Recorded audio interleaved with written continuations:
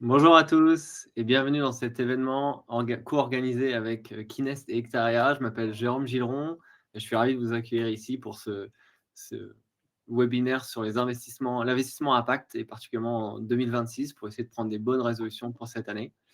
Aujourd'hui, je ne suis pas seul, je suis accompagné de Jérémy et d'Adim. Donc moi, je m'appelle Jérôme Gilleron, je suis journaliste Climate Tech, une communauté et un média qui s'appelle Reactor. Je vous invite à suivre sur TikTok, YouTube, Instagram, comme vous voulez, Substack. Voilà, et du coup, sans plus attendre, je vais laisser Jérémy et Adim se présenter. On va commencer par Adim qui nous accueille aujourd'hui Kinest. Bonjour Adim et bonjour Jérémy. Bonjour à tous. Alors, je vais me présenter rapidement. Donc, Adim Amoukou, je suis cofondateur d'Hectaria. C'est une plateforme qui permet aux particuliers d'investir dans la terre agricole et de soutenir les agriculteurs qui nous nourrissent. Avant Hectaria, je suis data scientist de formation. J'ai travaillé une dizaine d'années en data et plus particulièrement en finance de marché sur des problématiques, on va parler aujourd'hui de finance à impact. J'étais plutôt sur de la finance très traditionnelle. Structuration de fonds indiciels, gestion d'actifs et trading algorithmique. Et fin 2022, j'ai rencontré mon associé Paul, qui a un parcours assez similaire, on va dire, en finance traditionnelle. Et on regardait à cette époque tous les deux comment faire de la finance autrement, comment donner un peu plus de sens à notre argent. Et Paul, mon associé, est fils d'agriculteur et mon père est agronome. Donc ça a tout de suite bien matché et c'est comme ça qu'on s'est lancé. Parfait, merci Adim. À toi Jérémy. Ouais, bonjour à toutes et à tous. Donc moi c'est Jérémy, 37 ans, donc je suis fondateur et CEO de Kines, qui est une plateforme qui permet d'investir dans des sociétés qui ont un impact massif sur notre trajectoire de décarbonation. Donc l'objectif c'est de sélectionner des innovations qui ont un potentiel technologique et marché pour se développer et avoir un impact le plus grand possible pour atteindre nos objectifs net zéro à 2050. Et avant ça, du coup, moi, j'ai un parcours entrepreneurial. Donc, j'ai monté 2 autres sociétés, plutôt davantage dans l'impact social. J'étais dans la sphère RH. Donc, j'ai monté une première société dans la formation en ligne. C'était l'époque des MOOC en 2013. L'objectif, c'était de donner accès à l'éducation des meilleures universités mondiales. Et ensuite, j'ai monté une société sur la thématique de l'engagement des salariés avec l'idée de rendre les salariés plus engagés, plus épanouis. Voilà, au terme de ces 2 expériences-là, j'ai eu mon déclic sur le sujet environnemental. Je me suis dit que c'était vraiment le sujet en fait, voilà, pour lequel on ne pouvait plus faire l'autruche. Et donc, j'ai décidé, un peu en même temps que Adim et Paul, hein, je crois qu'on a créé, du coup, vous, Hectaria et moi, Kinest, quasiment en même temps, donc sur le premier semestre 2023. Du coup, de lancer Kinest, qui au départ était un peu mon club d'investissement qui permettait du coup de faire profiter des opportunités d'investissement à mon réseau. Et ensuite, j'ai étendu, j'ai agrandi cette communauté pour faire en sorte de démocratiser du coup l'accès à la fois donc aux meilleures opportunités d'innovation dans la décarbonation, mais aussi à une classe d'actifs qui est aujourd'hui assez méconnue, qui est la classe d'actifs du private equity, dont on va aussi parler du coup dans cette intervention. Merci Jérémy. Avant de continuer, je voulais aussi faire un petit rappel que j'ai fait dans le chat, mais n'hésitez pas à discuter dans le chat. Et si vous avez des questions à chacun des 2 intervenants ou aux 2 intervenants, il y a une section dédiée. Parcourez les boutons en bas de votre écran pour poser la question. Et il y a une session spéciale pour les questions à la fin. Et on sera ravis de poser toutes les questions que vous avez. Et bien, sans plus attendre, on entre dans le vif du sujet. Il y a quelques années, on parlait souvent de climate tech ou de green tech, de VC, enfin voilà, avec une bulle, en tant que bulle, comme une bulle qui allait éclater. Quelques années plus tard, on s'est toujours actif. Et pourquoi, la question c'est pourquoi en 2026, c'est encore plus vif que d'autres domaines. Du coup, j'aimerais beaucoup avoir ton avis, Adim, sur la question. Oui, complètement. Alors, je pense que le monde de l'impact, ça a pas mal bougé. Il y a 3-4 ans déjà, moi, dans un domaine que je connaissais très, très bien sur la partie côté, on avait tendance à faire 3-4 ans une grosse course à l'impact, aux différents critères qui sortirait le plus grand label ESG. Avec le recul aujourd'hui, on voit que cette course au label-là, sur le côté, on va dire, très coté, au fond, c'est pas forcément très, très transparent, hein. Les méthodologies se sont construites et se sont améliorées de plus en plus. Mais aujourd'hui, on est sur le grand écart entre, on va dire, le monde qui subit énormément d'instabilité, que ça soit à la fois sur des sujets de transition énergétique, mais aussi sur tout simplement des conditions de souveraineté alimentaire. Donc aujourd'hui, l'idée, c'est de considérer l'impact non pas comme une classe d'actifs, mais une intentionnalité d'allocation dans notre portefeuille patrimonial. Et ça va, je pense, en fait, l'impact va toucher toutes les classes d'actifs, que ce soit côté immobilier et le capital investissement, quoi. Donc, c'est une tendance de fond qui a de plus en plus tendance à se renforcer, ouais, là-dessus. Ouais. Parfait. Ouais. Et Jérémy, est-ce que tu veux rajouter un élément là sur cette… Ouais, je pense que du coup, pour reprendre ce que tu disais, effectivement, il y a eu, en gros, tu parles de bulles, je ne sais pas si on peut vraiment parler de bulles, mais en tout cas, il y a une grosse accélération sur les financements des green tech, climate tech 2022-2023, effectivement, avec des années records à ce niveau-là. Aujourd'hui, du coup, je pense que 2025, effectivement, a été un moins bon cru à ce niveau-là.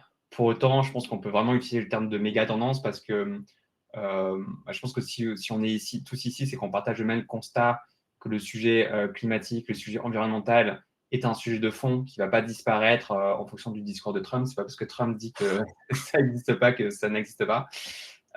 Donc, on est tous d'accord de toute façon pour dire que ça va être la thématique des 20-30 prochaines années, puisque malheureusement, le sujet du réchauffement climatique ne va pas se résoudre en un coup de baguette magique. Donc ça, c'est le premier constat. Deuxième constat, c'est qu'on voit qu'il y a une convergence aussi de facteurs qu'on n'avait pas forcément identifiés en 2025. Donc j'en prends deux notamment, le sujet de l'IA et le sujet géopolitique. On voit typiquement que sur 2025, donc il y a eu bien sûr une explosion des valorisations liées à l'IA, mais derrière, il y a eu une deuxième couche d'explosion de valorisation, c'est pour notamment les sociétés et les secteurs qui sont indirectement liés en fait à l'IA. Donc c'est notamment tous les énergéticiens qui ont vu du coup leur croissance augmenter très fortement parce que l'IA est très gourmande en énergie. Derrière, le secteur également des métaux, et notamment là on voit que c'est une thématique de début d'année sur que ce soit des acteurs qui recyclent par exemple le cuivre, parce que le prix du cuivre a énormément augmenté, ou l'activité, on va dire, plus minière, donc qui est malheureusement extractive, mais c'est quand même un sujet dont on a besoin pour la transition et pour notamment mettre en place que ce soit des batteries ou tout ce qui va être transport d'électricité. Donc voilà, et du coup, le deuxième aspect en dehors de l'IA, c'est l'aspect géopolitique. On voit aussi, notamment avec le Groenland, que en fait, il va y avoir en fait malheureusement potentiellement des guerres liées à la maîtrise des ressources naturelles, notamment ou des ressources liées en fait, dans le cas du Groenland, c'est aussi les métaux, les terres rares, etc. Et donc, toute cette conjonction en fait, d'événements font qu'aujourd'hui, sur 2026, on peut se dire que c'est une thématique sur laquelle il peut être intéressant de s'exposer, même indépendamment de nos convictions, qui, j'imagine, sont partagées ici, sur le sujet de notamment la décarbonation et la nécessité de réduire nos émissions. Merci Jérémy. Avant d'enchaîner et de montrer un peu quelles sont les possibilités pour tout investisseur qui veut s'impliquer et qui veut investir son argent responsablement, mais aussi avec l'espoir de le faire fructifier. Je vais vous mettre une question dans le chat. Avez-vous prévu d'investir en 2026? Oui, non, je ne sais pas. Pas de bonne réponse, mais c'est pour essayer de capter les tendances, les profils. Du coup, avant de plonger plus précisément dans le Hectarea et Kinest en particulier, j'aimerais faire un panorama de ce qui existe comme possibilité d'investissement en 2026. Et je vais laisser, je crois, Adim commencer à présenter deux classes et Jérémy enchaînera. Alors moi, je connais bien, ou je commence à bien connaître deux classes d'actifs de par mon parcours. Dans le premier temps, tout ce qui est actifs financiers, tout simplement cotés sur les marchés dans un premier temps. Alors, ce que je disais tout à l'heure, le débat, c'est moins de parler de terminologie, mais plus de parler de ce que je mets dans mon portefeuille, dans ma stratégie d'investissement. Et donc, en fait, aujourd'hui, sur la partie coté, effectivement, depuis 2-3 ans, on peut assez facilement aller sur des actifs cotés qui ont le fameux label responsable. Donc, ça, vous pouvez en trouver qui respectent les critères ESG, ISR. Vous avez déjà entendu parler d'article 9, article 8. C'est pas si transparent parce que finalement, on s'est rendu compte, par exemple, il y a 2 ans, je ne sais pas si vous avez suivi, mais certains fonds qui avaient ce fameux label-là, on pouvait se retrouver dans son portefeuille d'assurance vie finalement responsable. On pouvait avoir une petite ligne d'un grand énergéticien que je citerai pas ici. Donc, il y a encore du chemin, mais ces actifs-là ont le mérite quand même de commencer à adresser les sujets et avoir aussi, en fait, en termes de volatilité, c'est quand même, on reste exposé au marché, mais si vous voulez, le rendement va être plutôt sur du modéré, sur des horizons moyens à court terme. Donc, c'est quelque chose pour moi qui peut être essentiel. Ça peut être une première base pour entrer dans ce qu'on appelle investissement responsable, investissement impact. Et après, vous avez le grand écart que moi j'ai fait où aujourd'hui, je regarde essentiellement la classe d'actifs naturels et réels. L'idée, c'est de dire des actifs comme la terre agricole ou la forêt, ou même certaines infrastructures. On parle souvent aujourd'hui d'agrivoltaïsme. L'idée, c'est que la valeur même de mon investissement va reposer sur un usage qui est concret. Donc, ces approches-là, pour moi, vont pas forcément s'opposer, mais elles vont répondre à des rôles complètement différents. On aura le temps d'y revenir, mais la question, c'est pas qui a le meilleur label, mais plutôt quel est le rôle que joue cet actif-là dans mon portefeuille. Donc, c'est le point clé pour moi. C'est toujours, je le répète souvent, c'est l'intentionnalité que je mets dans l'allocation de mon actif, quoi. Et donc, actif naturel, ça va être plutôt, on verra tout à l'heure, sur des sujets de diversification, parce qu'on est sur un horizon de temps long. C'est des actifs qui assument vraiment le temps long, mais l'impact est vraiment intrinsèque et moins indirect que sur du côté, quoi. Merci Adim. Je peux enchaîner effectivement du coup avec la classe active donc, des capital investissement et des sociétés non cotées, donc qui est effectivement la classe active qu'on porte avec Kinest. Donc là déjà, première distinction à bien avoir en tête par rapport aux actifs cotés. Généralement, quand vous investissez dans du coté, donc coté en bourse, vous êtes quasiment tout le temps sur du marché secondaire, puisqu'en fait, vous allez donc racheter des titres qui sont détenus par d'autres personnes. Et donc, l'impact, même si vous investissez dans des boîtes qui ont intrinsèquement un impact positif, votre impact à vous va être très minime parce que vous n'allez pas financer directement la société. Hors introduction en bourse ou hors levée de fonds en bourse, mais c'est quand même des éléments qui sont assez rares sur les marchés financiers. En tout cas, c'est une toute petite fraction en fait, de la totalité des échanges. Donc, vous n'allez pas financer directement les sociétés. Donc, nous, déjà, le premier impact qu'on va voir quand vous financez des boîtes non cotées, donc généralement sur des levées de fonds, vous allez injecter directement de l'argent pour permettre à la société de se développer, c'est que 1 euro investi dans la société va être vraiment 1 euro qui va servir au développement de la société. Ça, c'est le premier point. Et donc, le deuxième point, c'est derrière dans quel type de société on souhaite investir. Et donc, là, l'objectif, ça va être forcément, en tout cas de notre côté, de choisir des entreprises qui sont capables de mêler impact extra-financier et rendement financier. Puisque ce qu'il faut comprendre, c'est que c'est une classe d'actifs qui est risquée. Comme vous financez des sociétés qui sont généralement des sociétés du coup, qui sont assez jeunes et qui ne sont pas rentables, du coup, forcément, la probabilité de défaut va être plus importante que notamment des entreprises cotées ou des plus grandes capitalisations.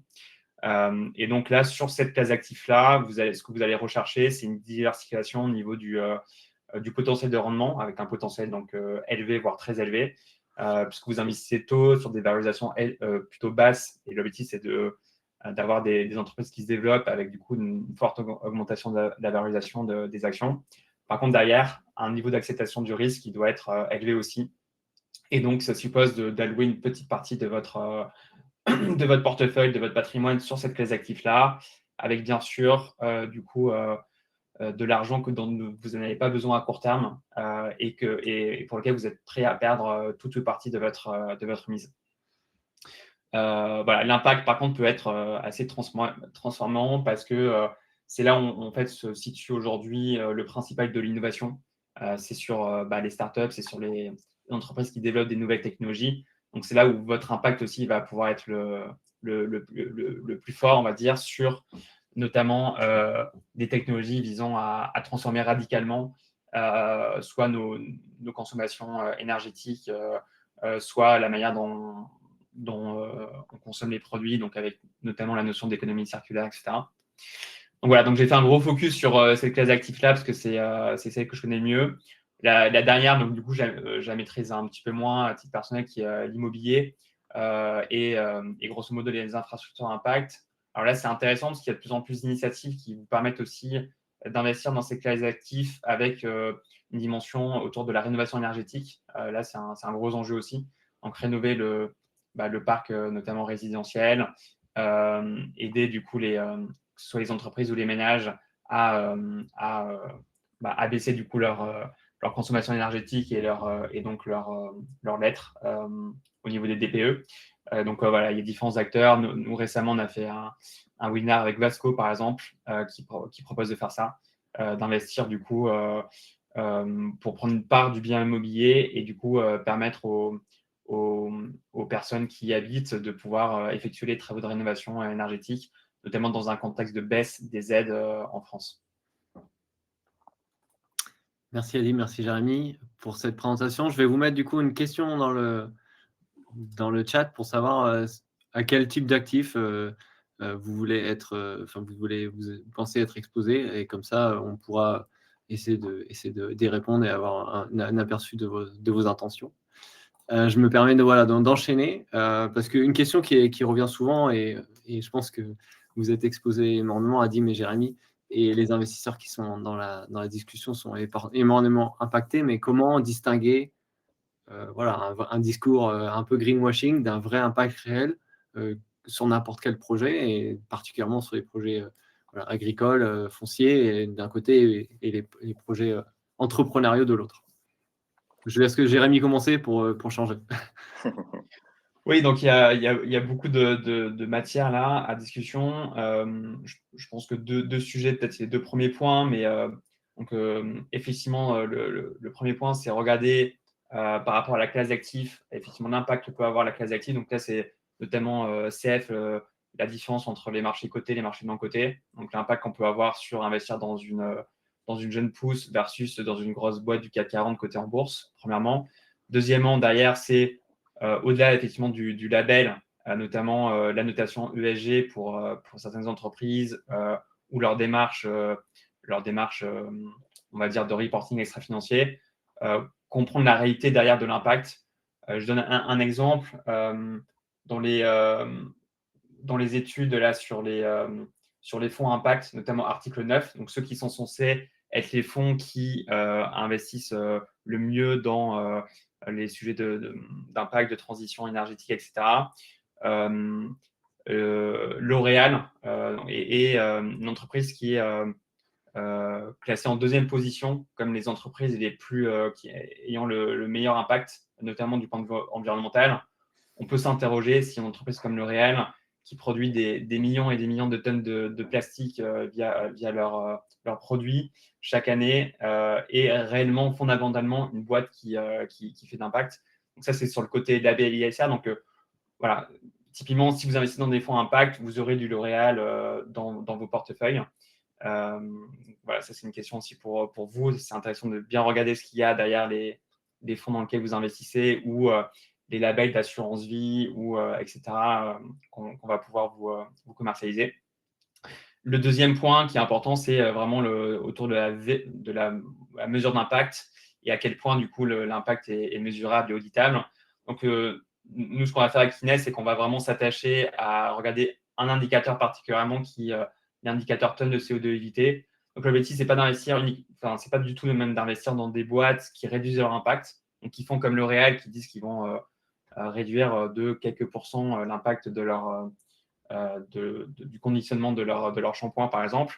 Mais c'est concrètement, est-ce qu'on investit dans des boîtes qui, by design, par nature, ont un impact pour réduire les émissions, soit parce qu'ils ont une technologie qui, par exemple, comme Léviathan, qui permet d'émettre zéro gaz à effet de serre pour leurs climatiseurs, soit parce qu'ils ont un procédé ou un business model qui ajoute plus de circularité dans l'économie. Et derrière, pouvoir mesurer du coup cet impact concrètement. Et donc, nous, typiquement, avec Inès, on va utiliser l'indicateur des dividendes climat qui permet de mesurer concrètement le nombre de tonnes de CO2 évitées par la société dans laquelle on a investi et qui permet du coup aux actionnaires, donc aux investisseurs, de pouvoir récupérer cette information et de pouvoir avoir une vraie en fait, information sur l'impact réel de l'investissement.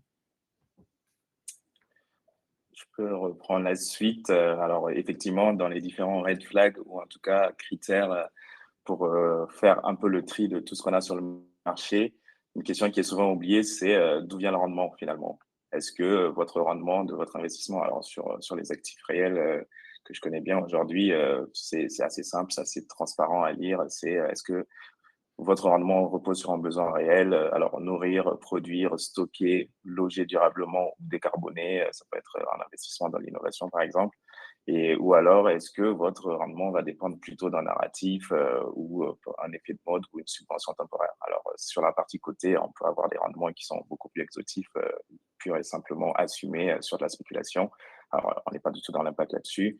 Et une question et un dernier critère que j'aime bien, qui est finalement très, très investisseur, c'est qui porte réellement le risque. Aujourd'hui, dans toute allocation patrimoniale, finalement, pour moi, il faut vraiment regarder est-ce que le risque est bien compris, assumé, cohérent avec votre investissement, votre horizon d'investissement. Sinon, finalement, pour moi, il faut pas y aller, quoi. Enfin, ces principaux critères-là, je pense, avec les deux premiers que tu as cités, Jérémy, qui peuvent faire une première grille de lecture est-ce que je suis quelque chose où j'ai de l'impact qui est assez tangible ou pas, quoi. Parfait. Merci à tous les deux. On va plonger directement dans le sujet aussi, dans directement vos projets, chacun des deux projets. Et est-ce que, du coup, Adim, je te redonne la parole, mais est-ce que tu peux avec Hectaria pour Oui. parler de l'impact de tes Complètement. Alors, brièvement, du coup, je vous le disais au début, notre concept Hectaria, c'est d'utiliser l'épargne citoyenne pour financer l'installation d'agriculteurs qui s'engagent à mettre en place des pratiques plus respectueuses de l'environnement. Donc, on vient répondre à deux questions essentiellement. Une question, vous avez sans doute dû l'entendre si vous êtes connecté là, c'est une statistique, c'est que d'ici 2030, on a la moitié de nos agriculteurs français qui partent à la retraite. La nouvelle génération peine à s'installer parce qu'elle est confrontée à de plus en plus de problèmes de financement, notamment du financement du foncier agricole. Donc, c'est cet angle-là qu'on a pris en lançant Hectaria. Et on a un sujet plutôt global de finalement financer la transition écologique de nos fermes. Et c'est pour ça qu'on va financer essentiellement des projets agricoles où l'agriculteur s'engage via les différents contrats qu'on signe et le parcours d'accompagnement à mettre en place un modèle agricole beaucoup plus durable. Et comment ça se fonctionne concrètement derrière nous, du coup, c'est un investissement qui va être finalement très similaire à de l'immobilier, c'est-à-dire que votre argent va servir essentiellement à acheter des terres agricoles qui sont mises en location dans un premier temps aux agriculteurs. Donc, l'agriculteur paye un loyer. C'est ce loyer-là qui va représenter votre rendement mensuel qui est versé tous les mois. Et au terme du contrat, donc c'est des contrats d'obligation chez Hectaria, au terme du contrat, l'agriculteur qui travaille ce terrain-là matin, midi et soir va finalement racheter la terre. Donc, finalement, l'objectif, c'est de faire du portage foncier. Et quand il rachète la terre, quand la terre prend de la valeur, vous avez aussi un partage de la plus-value. Donc, c'est vraiment un échange, on va dire, gagnant-gagnant entre agriculteurs et investisseurs, tout simplement. Et on aime bien dire chez Hectaria, investir dans la terre, c'est comme investir dans la pierre, mais avec l'impact en plus. Merci, Adim. Je te laisse enchaîner, Rémi. Ouais. Donc, de notre côté, sur l'impact, effectivement, on va cibler des entreprises qui peuvent vraiment nous permettre d'accélérer dans la transition vers une économie bas carbone.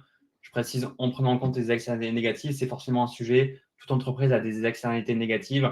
L'objectif, en fait, c'est d'identifier dans quelle mesure le solde reste positif. Alors, forcément, si l'externalité négative est plus importante et un impact plus fort que l'externalité positive de l'entreprise, c'est forcément une entreprise dans laquelle on ne va pas investir. CF, l'exemple là que je citais, même si je ne veux pas forcément les cibler, mais qui était l'exemple de L'Oréal, où, a priori, du coup, même s'ils réduisent en fait l'impact de leur conditionnement, ça reste en fait négatif dans tous les cas.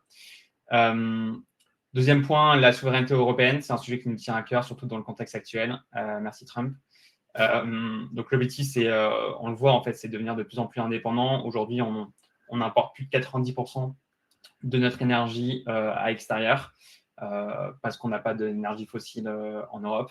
Et donc, la transition bas carbone, c'est aussi une autonomisation stratégique pour la France et pour l'Europe, y compris du coup sur le plan économique, à partir du moment où on arrive à mettre en place aussi une économie circulaire, avec notamment le recyclage des métaux qui va être indispensable si on ne veut pas être dépendant de la Chine, sur les terres rares notamment.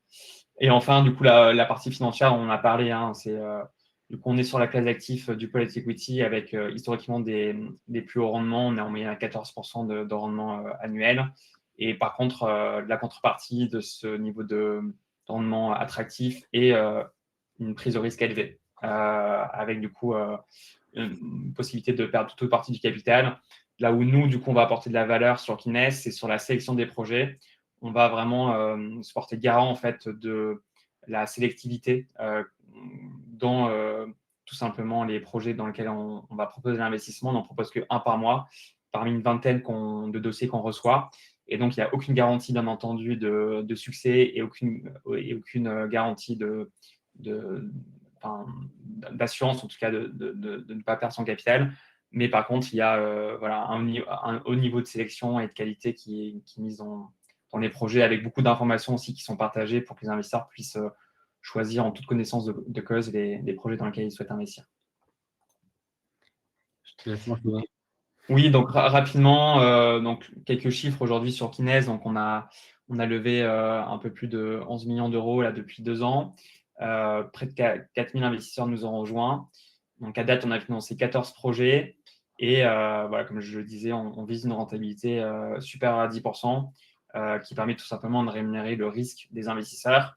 Et on assume pleinement le fait de, pour le coup, mêler rentabilité et impact. On pense que c'est compatible, puisque en l'occurrence, si par nature, les entreprises dans lesquelles on investit ont un impact positif, le solde entre externalités positives et négatives est positif, plus l'entreprise va se développer du point de vue commercial et donc du point de vue financier, plus l'impact va être fort. Et donc, on peut comme ça lier complètement la rentabilité financière in fine pour l'investisseur avec l'impact des projets.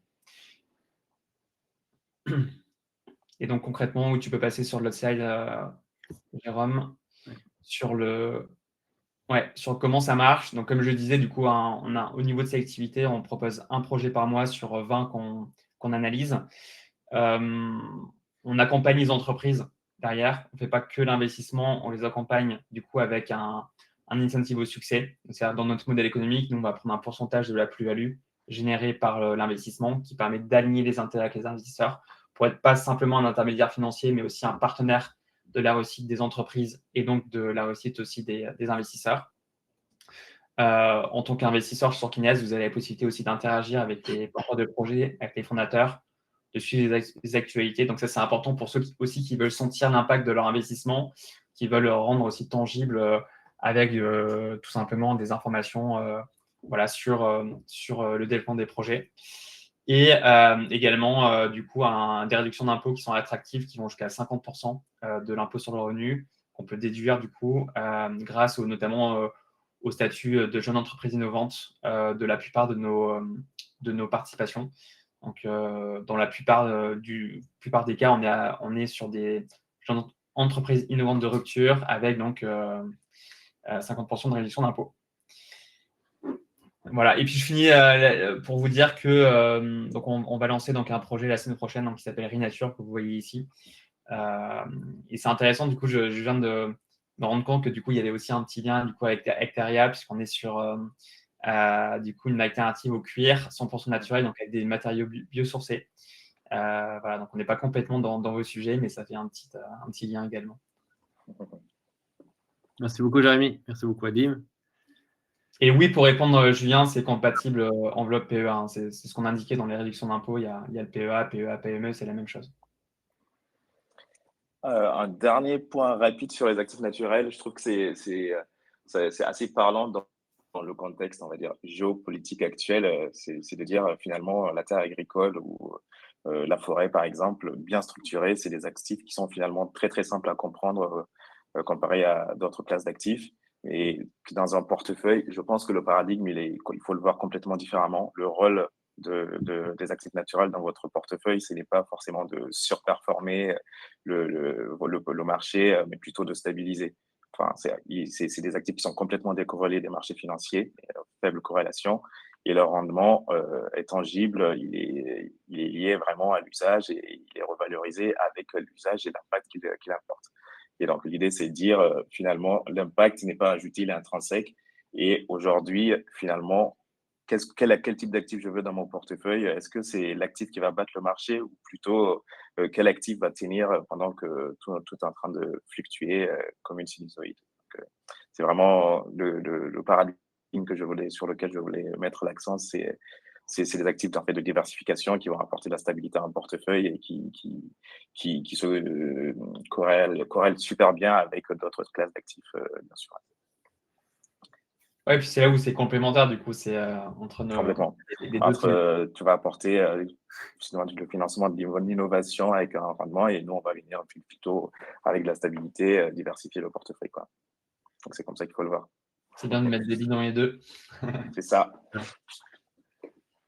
Avant d'enchaîner sur les questions, petit du coup récapitulatif de tout ce qu'on s'est dit, très très succinct, un peu les 3 pistes pour investir avec un impact en 2026. Il y a privilégier la transparence, donc savoir où est son impact, comment il est mesuré, comment on peut le suivre, plutôt que d'essayer de se faire parfois, on va dire, enfumer par du discours marketing. Il y a l'aspect impact implique souvent d'avoir du temps long pour avoir des résultats tangibles, comme on dit. Et du coup, il faut être à l'aise avec ce temps long et cette complémentarité entre impact et rendement financier. Et voilà, et être à l'aise, bien sûr, pouvoir discuter de son rendement financier et son impact dans chacun de ses investissements, que ce soit l'agricole ou du start-up ou un autre, ou l'immobilier. C'est toujours être à l'aise avec cette dualité. Je vais laisser du temps pour les questions parce qu'il y en a. Donc, je vais laisser pop-up les questions. Attendez, tac, tac, tac. On va aller par la plus âgée. Voilà. C'est quoi la différence entre hectariat et… Oui, bien sûr. Alors, fondamentalement, on apporte tous les deux des capitaux au monde agricole. C'est dans la faisabilité, on a pris une approche complètement différente. Grosso modo, chez Ferme en Vie, vous avez une foncière qui collecte et c'est côté Ferme en Vie que les projets sont sélectionnés et votre argent est alloué. Nous, sur Hectaria, c'est une plateforme vraiment en direct où vous choisissez vous-même, vous avez le choix. Tous les mois, on met 2-3 projets au financement. Et en fait, sur chaque projet, vous avez une page dédiée avec une présentation, une vidéo de présentation, tous les tenants et aboutissants du projet. Et c'est vous qui choisissez selon vos critères. Donc, ça peut être le critère, on va dire, de rendement, mais géographique, où il y a des gens qui vont investir chez nous et ils ne veulent pas, par exemple, investir sur des projets viticoles. Ils vont aller forcément sur du maraîchage ou de l'élevage. Donc, c'est vraiment vous qui avez la main et on a pris plutôt cette approche-là. Donc, c'est une approche qui est beaucoup plus direct là-dessus. Mais fondamentalement, on apporte tous les deux des revenus aux agriculteurs. Ouais, et puis c'est là, du coup, on se rapproche avec Terra, c'est qu'effectivement, nous aussi, on permet de sélectionner les projets. Enfin, c'est un modèle assez proche, finalement. Là où FEV, du coup, c'est plus une sorte d'ETF, quoi. Exactement. Et après, du coup, de par nos structures, chez Ferme en Vie, vous allez surtout être rémunéré au début de votre investissement par la réduction fiscale. Et nous, c'est un produit plutôt pensé avec du rendement comme de l'immobilier, c'est-à-dire que tous les mois, vous percevez votre loyer et avec la plus-value à la fin, quoi. Donc, c'est vraiment deux modèles qui peuvent se complémenter, assez complémentaires finalement dans un portefeuille, tout comme on peut l'avoir avec Kinest, quoi. Parfait. On enchaîne avec la question de Constantin. C'est toujours pour Adim. Vous de l'impact avec les agriculteurs sur la durée. Alors, si vous voulez, aujourd'hui, quand une collecte est réalisée, comment ça se passe une fois qu'on a fait les acquisitions. On signe un bail rural avec l'agriculteur et en fait, dans le bail rural, c'est là qu'on met toutes les exigences et il y a des clauses sur la partie pratique environnementale et il y a un suivi qui est fait, nous, aujourd'hui, avec les partenaires agronomes pour suivre le projet. Parfois, il nous arrive même de financer des projets qui sont aujourd'hui en agriculture conventionnelle et l'idée, c'est d'accompagner l'agriculteur jusqu'à sa conversion en bio et donc, dans le financement, par exemple, on va l'accompagner avec des agronomes pour sa conversion. Du coup, il y a d'autres questions dans la question. Quels sont les scénarios de sortie pour les projets? Alors, c'est assez simple. Aujourd'hui, on a financé 27 agriculteurs, un peu plus de 3,5 millions et la totalité de nos agriculteurs, ils arrivent, leur point d'entrée, c'est: «Est-ce que je peux racheter les terres que je mets en valeur finalement sur tout le contrat obligataire?» Et donc, c'est les agriculteurs qui rachètent la terre à la sortie. Il peut arriver, hein, comme tout investissement, on comporte des risques, surtout dans le monde agricole, on le voit, que, je dis n'importe quoi, à l'année 7, l'agriculteur fasse faillite. Et ben en fait, soit nous, Hectaria, la foncière, c'est la foncière qui gère le terrain. On va effectivement avoir une période où potentiellement les loyers pourront pas être versés, le temps de trouver un nouvel exploitant, ou alors le terrain est soit refinancé ou est revendu à d'autres bailleurs exploitants. Parfait. Et du coup, ça répond à la dernière question. Merci, Adim. On enchaîne sur, alors, une question enfin. Est-ce qu'il y a des questions pour Jérémy quand même? Si, pour les deux. Alors, hors France, investissement pour Kinest et Hectaria, est-ce que c'est possible? Oui, oui. Je crois que c'est possible. C'est possible aussi? Parfait. Ouais. Il y aura pas les mêmes avantages fiscaux. Par contre, ce que je énonçais tout à l'heure sur les avantages qui allaient jusqu'à 50%, ce ne sera pas forcément le cas. Donc, chaque pays a après son propre système. Donc, à voir, du coup, je ne connais pas bien le système en Espagne, mais en tout cas, c'est possible, ouais, tout à fait. Parfait. Nathalie, investissement pour les enfants tel que proposé sur le site, peut-on investir pour nos enfants majeurs? Sachez chez nous, pour les enfants majeurs, il faudrait qu'ils créent leur compte directement parce que du coup, ils sont majeurs, c'est à eux de signer les différents bulletins de souscription. Ouais. Ok, parfait. Pour Kinest, est-ce qu'en proposant un projet par mois, vous arrivez à financer votre développement? Ouais, c'est une bonne question. Donc oui, on a fait ce choix fort en fait parce que, en gros, l'analogie que j'aime bien donner, c'est en gros, on a un modèle en fait qui peut se rapprocher à certains égards des plateformes de crowdfunding, mais là où on va se différencier, c'est sur l'aspect sélectif. Donc j'aime bien l'image que en gros la plateforme de crowdfunding, c'est un peu un supermarché, c'est à vous de choisir le projet, vous faites un peu votre shopping, vous avez plein de projets et c'est à vous de prendre la bonne décision. Là où nous, on va filtrer, on va être un peu le biocup, donc vraiment, on va vous proposer des produits de meilleure qualité, en plus avec plus d'impact. Et dans ce cadre-là, on va préférer plutôt faire de la quantité, faire de la qualité. Et ça va avoir deux impacts sur notre développement. Premièrement, on lève plus de fonds par projet que la plupart des plateformes de crowdfunding. On a, par exemple, levé jusqu'à 3 millions d'euros sur un seul projet l'été 2025. Donc, ça veut dire qu'en fait, avec un seul projet, on est en capacité tout à fait de financer notre développement et on va préférer lever des plus gros montants sur moins de projets. Et deuxièmement, et ça c'est important, c'est que notre développement, il va se faire surtout sur notre succès et notre capacité à tirer les meilleurs projets et à avoir du coup, pour les investisseurs, les meilleurs rendements. Et donc, on préfère effectivement faire un peu moins de projets, mais qui soient successful et que derrière, les investisseurs soient satisfaits parce que du coup, ça va générer de la récurrence, ça va attirer deux investisseurs. Et donc, in fine, ça va nous permettre de nous développer versus, comme malheureusement l'ont fait certaines plateformes, être plutôt sur du volume de la quantité et du coup, derrière, perdre en satisfaction client et être en difficulté pour pas mal, notamment parmi les pionniers des plateformes de crowdfunding qui se retrouvent en difficulté actuellement.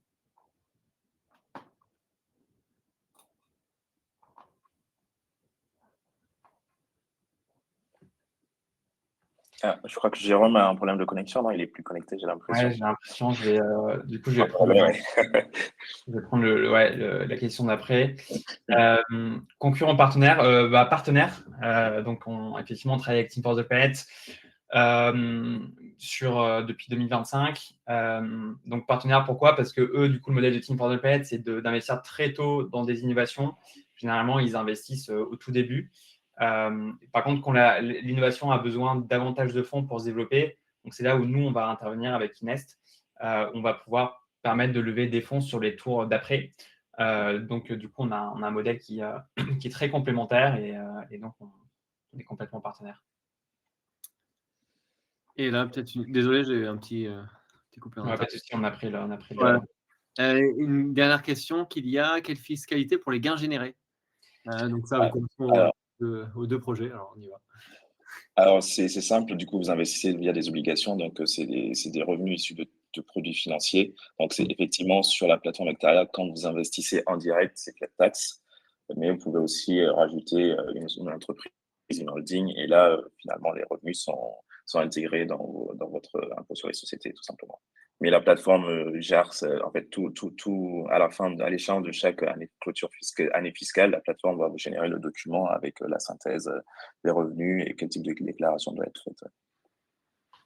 Parfait. De notre côté, ça dépend. Donc, flat tax si c'est un investissement en direct. Par contre, si c'est un investissement via PEA ou PEA-PME ou personne morale, donc là, ça va être, dans le cas du PEA, ça va être uniquement la CSG, donc 17,2%, 17,2%. Et ensuite, après, derrière, il y a les cas un peu plus particuliers de l'apport cession avec d'autres dispositifs pour les personnes morales, régime Murphy, etc. Donc, je ne vais pas rentrer dans le détail, mais voilà. Grosso modo, flat tax, si c'est en direct, donc dans le scénario classique aujourd'hui, c'est 70% à peu près de nos investisseurs qui investissent en direct. Donc là, c'est via leur compte de dépôt classique. Voilà. On a répondu à toutes les questions. Est-ce qu'il y a encore peut-être le temps pour une question? Moi, j'en avais une. Est-ce que vous pourriez partager une success story? Alors, je sais que c'est toujours un peu tôt pour les investissements. Vous avez commencé en 2023, mais voilà, une success story assez rapidement d'une innovation ou d'un projet qui n'aurait pas eu lieu si Hectaria et Kines n'avaient pas existé. Alors, chez Hectaria, je pourrais t'en citer 27. Pour le coup, Une qui t'a ému, peut-être qu'une qui t'a ému. qui nous a mis, oui, pour le coup, je pourrais t'en citer 27. Alors, C'est parce que pour chaque terrain, on se déplace vraiment, on va chez l'agriculteur avec l'équipe, on passe du temps, on essaie de comprendre le projet derrière et la finalité. Et là, je ne parle pas du tout de la partie forcément économique, mais vraiment une finalité en termes d'impact. Et à chaque fois, quand on finance, la semaine passée, on a financé un agriculteur en Bretagne en 2 jours, 135 000 €. Enfin, le coup de fil que tu passes pour dire il y a 87 personnes qui t'ont soutenu en 2 jours. Effectivement, il y a 70% de Bretons qui sont autour de chez toi et c'est la meilleure des satisfactions. Ouais. Donc, ça arrive souvent et c'est notre principal booster. Ouais. magnifique. Alors, je peux répondre aussi, ça fera lien à la question de Fabrice sur le niveau de TRI, donc le Technological Readiness Level, donc c'est le niveau de maturité technologique. Nous, en fait, on va financer des projets qui sont pas à la création, mais qui ont déjà en fait un niveau de maturité justement technologique au marché, pour justement éviter de prendre tous les risques et faire supporter tous les risques aux investisseurs. Et donc, dans ce cadre-là, on ne va pas être déterminant dans la création de la société. Donc, la société est déjà créée, qu'on investit, elle a déjà fait un certain nombre de développements. Par contre, on va plutôt avoir vraiment un impact sur sa capacité à financer sa croissance ou ses innovations technologiques. Et du coup, donc c'est-à-dire qu'on va effectivement, on n'atteindra pas au niveau idée, donc qui est plutôt sur un TRL 3-4, mais effectivement dans un niveau de maturité plutôt sur des TRL entre 6 et 8. 8 correspondant en fait à une phase de commercialisation et 6 sur la phase de prototypage. Voilà. Donc encore une fois, l'objectif, c'est on a conscience que le niveau de risque est déjà suffisamment élevé d'investir en capital dans des sociétés.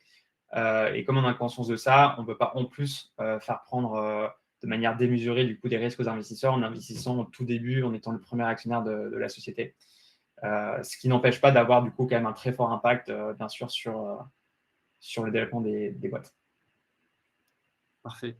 Merci. On a dépassé le temps imparti, donc peut-être un dernier mot sur un projet à partager, voilà, des actualités pour chacun des 2 projets pour que les gens puissent vous suivre sur les réseaux et sur les prochaines échéances. Je te laisse commencer, Adim.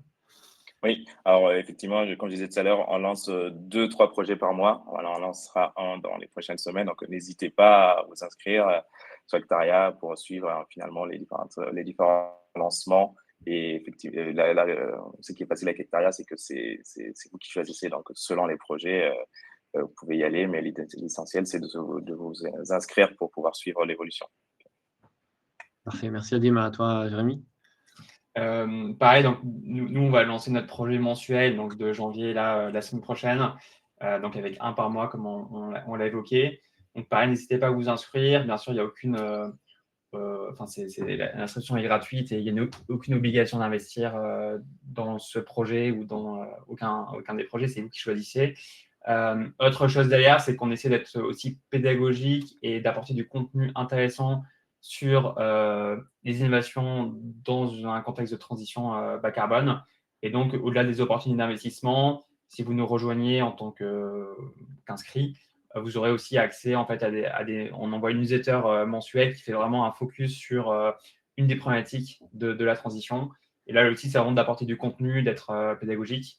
Et donc ça peut être aussi un intérêt, même si vous ne souhaitez pas investir tout de suite sur Kinest. N'hésitez pas à sauter le pas, ne serait-ce que pour rester informé sur tous ces sujets. Parfait, merci beaucoup à tous les deux. Je remets la slide de départ avec les têtes et n'hésitez pas à suivre Kinest sur les réseaux, Hectaria et Reactor. Donc c'était un plaisir d'animer ce webinaire et merci à Jérémy, merci à Adim pour votre disponibilité. Merci à toi. Et merci à tous. Merci à tous pour toutes les questions, une dizaine de questions. C'était chouette d'avoir une communauté aussi active et on se dit à très vite pour un nouveau webinaire. Merci, à bientôt. Et à bientôt. À bientôt.